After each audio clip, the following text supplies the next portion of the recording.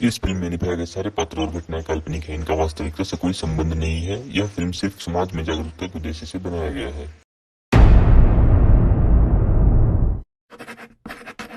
इस धरती पे 800 करोड़ से भी ज़्यादा इंसान हैं और उन सब की एक अलग कहानी है। उन्हीं इंसानों में से एक मैं भी हूँ और मेरी भी एक कहानी है। आज मैं आप लोगों को एक ऐसे इंसान से मिलाना चाहता हूँ जो आप ही के तरह इस स्कूल में पढ़ता था, पर उसका एक सपना अलग था। वो पेंटर बनना चाहता था। उसके रास्ते में बहुत से बाधाएं आई, फिर भी उन बाधाओं से वो हटा नहीं और आज वो दुनिया भर में मशहूर पेंटर है जिसको आप लोग आर्यन कहते हैं। आर्यन आइए। हेलो, ये हूँ मैं, मशहूर चित्रकार आर्यन।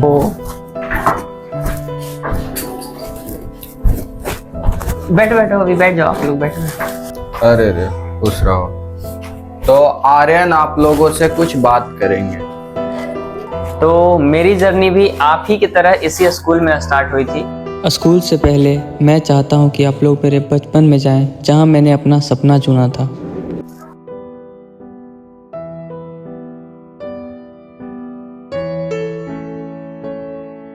वो सब क्या है पापा? बेटा वो सब पेंटिंग है। पेंटिंग क्या होता है पापा? बेटा जो आंखों से देखकर जो कल्पना करते हैं ना और जो उसका चित्र बनाते हैं उसी को पेंटिंग बोलते हैं। हम भी पेंटर बनेंगे पापा। गुड, हाँ बेटा जरूर तुम पेंटर बनना।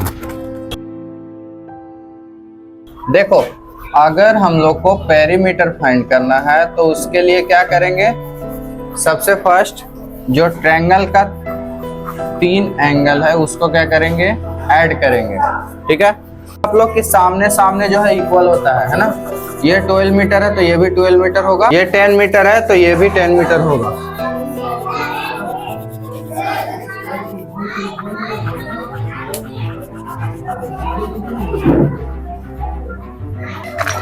तुम्हारा पढ़ाई में बिल्कुल भी ध्यान नहीं रह रहा है।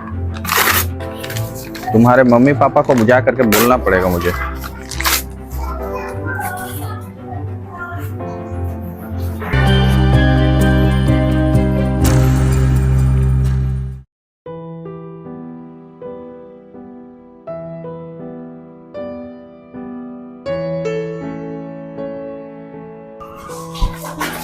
चलिए बैठिए, आप लोग अपना अपना पेपर लिखिए।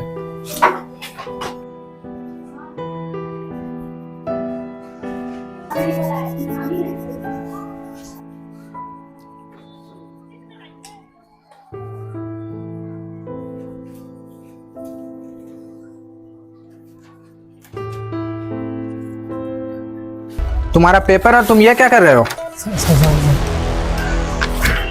चलो आज तुम्हारे पापा से कंप्लेन करता हूँ।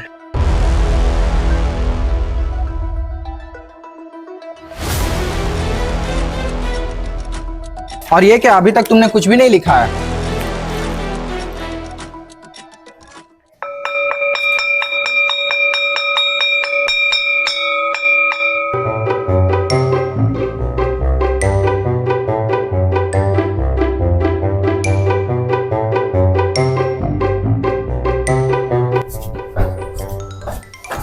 ठीक है मम्मी, जाते हैं।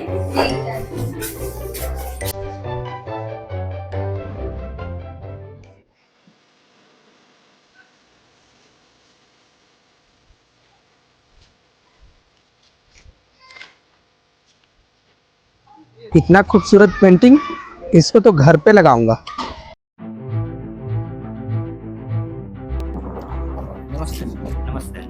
शर्मा जी, आप कैसे हैं? ठीक हूँ।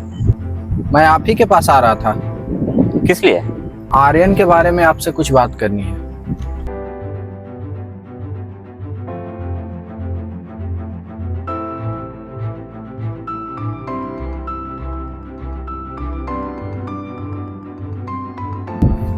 अच्छा ऐसी बात है, अभी जाता हूँ घर और देखता हूँ उसको।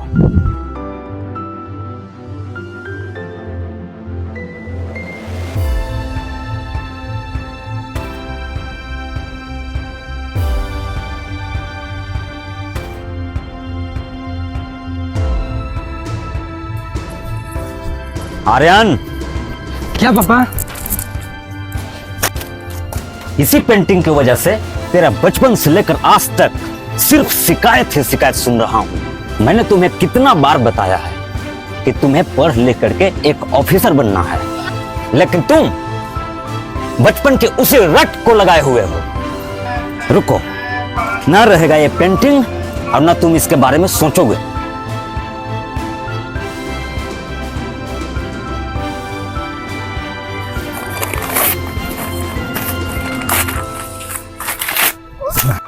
काश मैं अपनी पुरानी यादों को पापा से बचा पाता, काश मैं पापा को रोक पाता।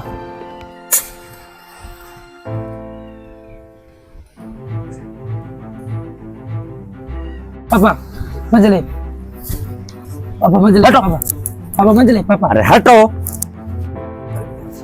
उन्होंने मेरी पूरी पेंटिंग बुक जला दी और मैं बस वहाँ खड़ा होकर देखता रह गया। क्या करता, पापा थे मेरे। न पढ़ना है न लिखना है, बचपन से लेकर के सिर्फ पेंटिंग पेंटिंग पेंटिंग। जिधर जाओ सारे लोग, टीचर, आदमी, सबके मुंह से सिर्फ शिकायत ही शिकायत सुनते आया कि भविष्य ना जाने क्या होगा। न पढ़ना है, सिर्फ इसका पेंटिंग का नशा सवार है और कुछ नहीं। एक बार बचपन में क्या कह दिया कि तब से लेकर के इसको पेंटिंग का नशा एकदम सवाल है। अब तब से न पढ़ना है न लिखना है न कुछ करना है।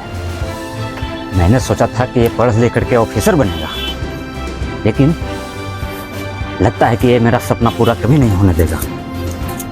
आज के बाद से मैं कभी भी अगर मैं इसको पेंटिंग करते हुए देखा तो खाना पीना, पैसा देना सब बंद। एकदम अजीज आ गया मुझसे। इधर आओ, खाना खा लो।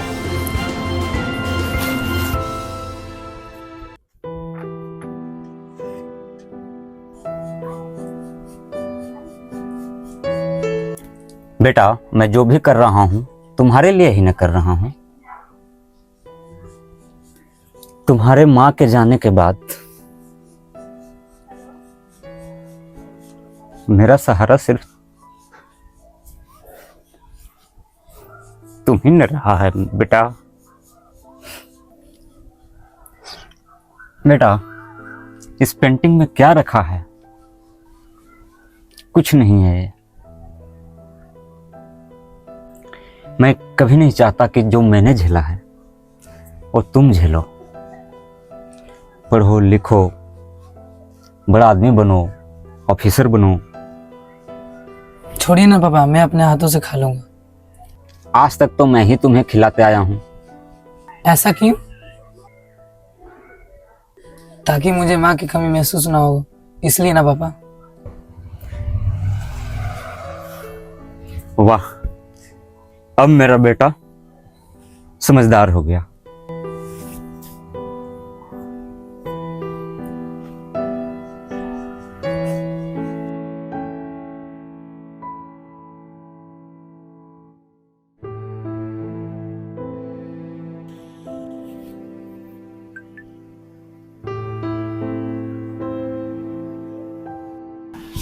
हाँ सर, मम्मी अब कैसी है? भला हो उस पेंटिंग का जिसकी वजह से आज मुझे इतना पैसा मिला और मैं अपनी मम्मी को बचा पाया। ठीक है sir, okay, thank you sir.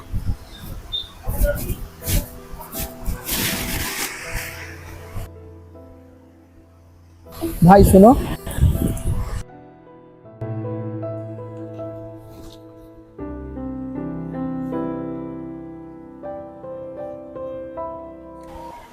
ये सब पेंटिंग तुम बनाए हो?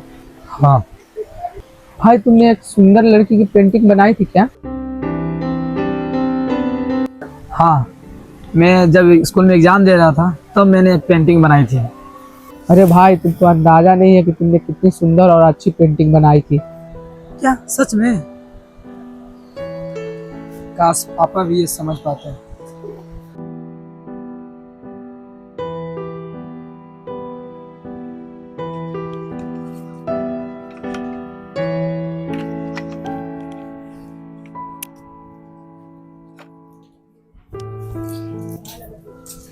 बेटा ये सब अलग जगह पे रख देना, ठीक मैं है। थोड़ा बाजार जा रहा हूँ। ठीक है पापा।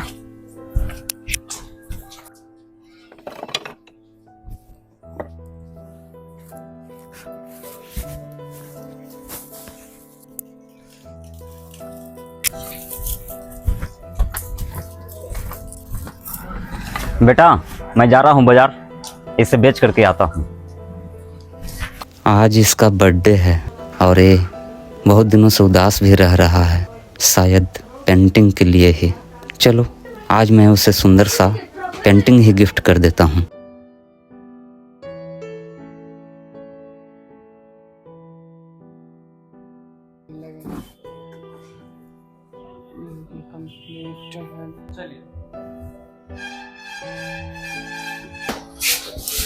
बोलिए। बाबू जी वो जो राधा कृष्ण का जो पेंटिंग है ये। वो वाला, अच्छा वो उसका कितना प्राइस है? उसका 1000। बाबू वो जो राधा कृष्ण के जो बगल वाला जो पेंटिंग है उसका Horse प्राइस, वाला। हाँ उसका प्राइस कितना है? उसका प्राइस, वो हैंडमेड है, उसका प्राइस आपको पड़ेगा 2050। जब ऐसी पेंटिंग 2000 रुपये में मिल रही है तो जो मेरा बेटा बनाता है, अब मुझको समझ में आ गया मुझे क्या करना है।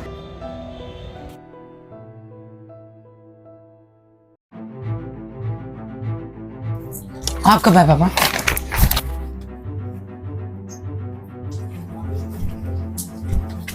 अरे उसे छुपाओ नहीं, उसे और खूबसूरत बनाओ।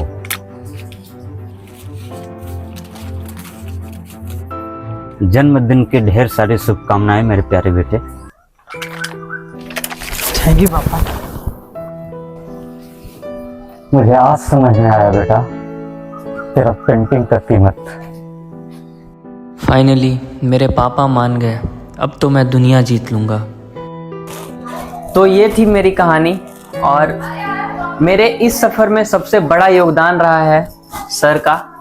अगर इन्होंने मुझे उस समय इतना डांटा ना होता, पीटा ना होता, मुझे स्कूल से निकाला ना होता, तो आज शायद मैं इतना मशहूर नहीं हो पाता। सर आपका पेंटिंग देखते हैं। आज मेरी पेंटिंग्स को इस स्कूल में इन प्यारे बच्चों को प्रेरणा के रूप में दिखाई जाती है। अपने आप को पहचानो कि आप क्या कर सकते हो। एक टिकट काटने वाले सुपरस्टार हैं, एक अखबार बेचने वाले देश के राष्ट्रपति थे और एक चाय बेचने वाले अभी देश के प्रधानमंत्री हैं। जिस दिन आप खुद को पहचान जाओगे आप कामयाब हो जाओगे।